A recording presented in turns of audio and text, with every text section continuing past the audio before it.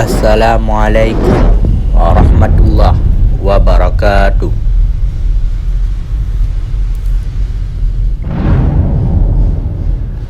Selamat datang di video pembelajaran kelas 12 IPA 4. Sejarah makam Tengku Syek Awi Getah.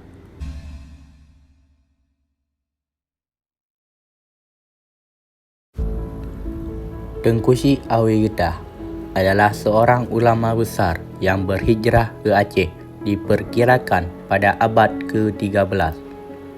Beliau menetap dan sekaligus mengembangkan agama Islam yang aman dan damai sampai meninggal di desa pedalaman ini. Tengku Syek Awi Getah dengan nama asli Syekh Abdul Rahman Bawarid Al-Ashi adalah anak Syekh Jamaluddin Al-Bawarid dari Zabid, Yaman. Bersama adiknya Syekh Abdul Salam Bawarid Al-Ashi dan 7 ulama lain berangkat ke Aceh. Tengku Syekh Abdul Rahman akhirnya memilih untuk menetap di wilayah Jempa bersama beberapa pengikutnya, sementara ulama lainnya berpencar ke tempat lain. Dikisahkan dalam sejarah, ketika Syekh Abdul Rahman akan membuka lahan yang ditumbuhi rotan untuk dijadikan sebagai tempat tinggal, beliau melihat salah satu pohon rotan yang mengeluarkan cahaya. Ketika dipotong, tampak tetesan getah rotan yang banyak. Tengku Syekh Abdul Rahman kemudian memberi nama daerah ini menjadi Awi Getah. Dan sejak itulah penyebaran agama Islam mulai dilakukan. Nama Abdul Rahim semakin dikenal di seluruh Aceh sebagai seorang tokoh ulama sufi. Bahkan sejumlah kerajaan Islam yang ada di Aceh waktu itu menjalin kerjasama dengan negeri Awi Getah. Mereka mengirimkan utusan khusus ke sana untuk berguru pada Abdul Rahim. Sejak saat itulah murid-muridnya dari luar Awi Getah menambalkan namanya dengan sebutan Tengku Syek Awi Getah. Rumah Tengku Syek Awi Getah berada di komplek perumahan Tengku Syek, Desa Awi Getah, Kecamatan Pesangan Sebelah Guru, Kabupaten Biren.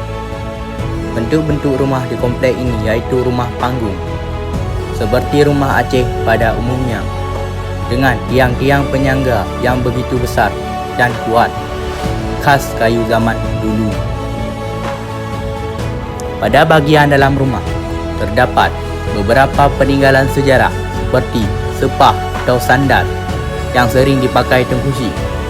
Juga terdapat lemari kaca berisi kitab-kitab pengajian yang disusun secara rapi.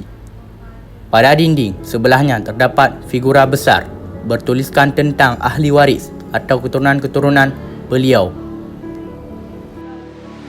Di sekeliling rumah Tengku Syek terdapat beberapa rumah panggung lainnya yang diperkirakan milik ahli waris beliau.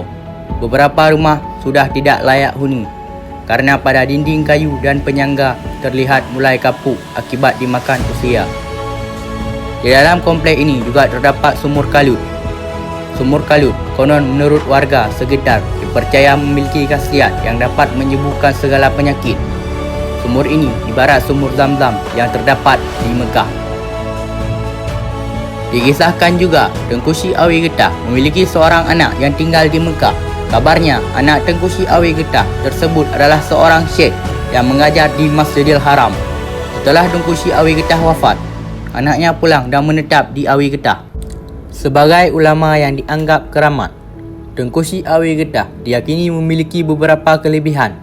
Dikisahkan Tengku Syek Awi Getah sendiri melaksanakan salat Jumaat di Mekah, sedangkan beliau tidak bernomisili di Mekah. Hal ini menimbulkan keheranan di tengah masyarakat, di mana pada hari Jumaat Tengku Syek tidak pernah salat Jumaat di Awi Getah.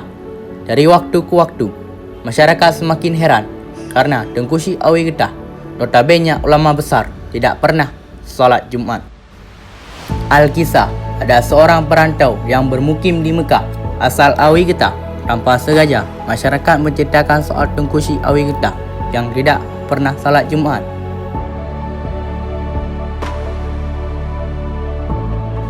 Namun, dalam beberapa diskusi, hal ini menuaikan pro dan kontra mengingat waktu selisih Aceh dengan Arab 4 jam lebih cepat. Tetapi kembali lagi, ini sebuah alkisah yang diceritakan secara turun-temurun oleh masyarakat Aceh. Menurut sumber, sebelum wafat, Tengku Syed Awi Getah berwasiat kepada seorang agar waktu meninggal dia dimakamkan di bawah rumahnya. Beliau juga berpesan agar dalam peti jenazah dimasukkan pedang dan cincin. Namun pada saat beliau wafat, si penerima wasiat tidak menjalankan wasiat dari Tengku Syed secara sempurna. Si penerima wasiat justru menyuruh masyarakat untuk menggali kuburan di kuburan umum. Selain itu, si penerima wasiat hanya memasukkan cincin tersebut ke peti jenazah sedangkan pedang tidak dimasukkan dengan alasan hal tersebut tidak lazim.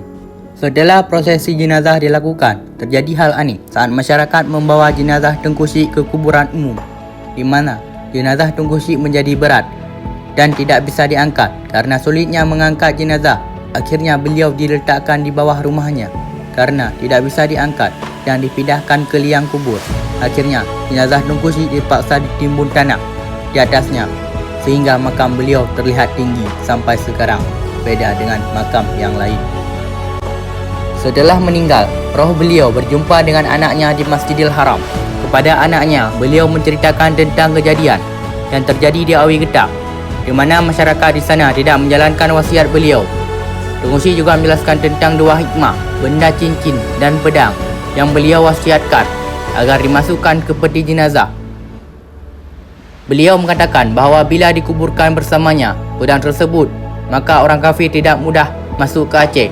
Adapun cincin dimasukkan agar agama Islam di Aceh lebih kuat dibandingkan dengan yang lain. Namun, si penerima wasiat hanya memasukkan cincin saja, sehingga agama Islam di Aceh tetap kuat, tapi di sisi lain orang kafir bisa masuk ke Aceh. Dengan begitu, habislah sudah pembahasan mengenai sejarah singkat Tengku Syed Awi Getah. Semoga video ini bermanfaat. Sekian, terima kasih. Wassalamualaikum warahmatullahi wabarakatuh.